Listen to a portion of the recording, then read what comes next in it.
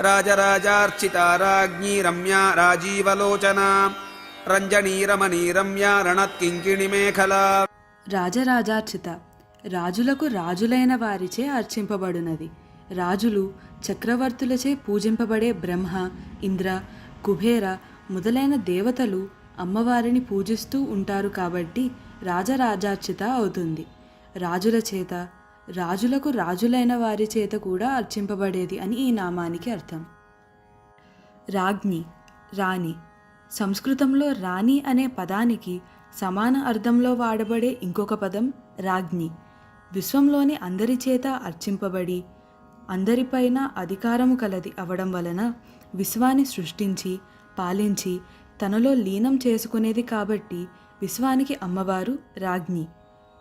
ప్రత్యేకించి చతుర్దశ భువనాలకు ఈశ్వరి అయిన భువనేశ్వరిని సూచించే నామం ఇది.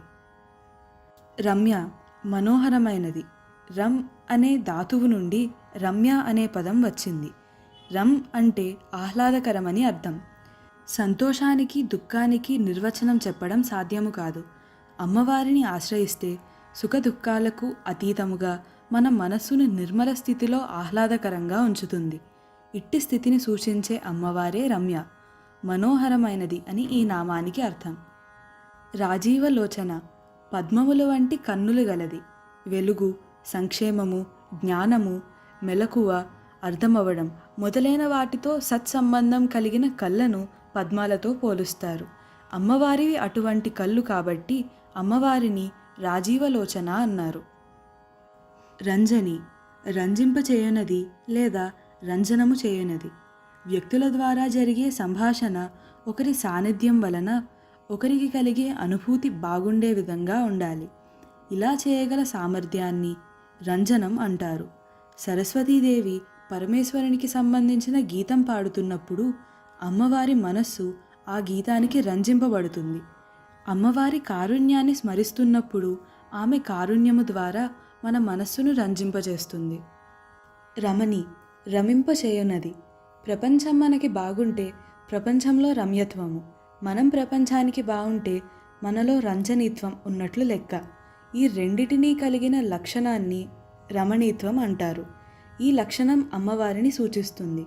రమ్యత్వము, రంజనీత్వము ఈ రెండు లక్షణములు కలది అమ్మవారు అని ఈ నామానికి అర్థం.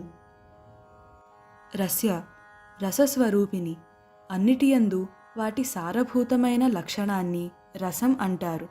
అన్నిటియందు అంతర్లీనమై సారభూతమై ఉన్నవాడే పరమాత్మ.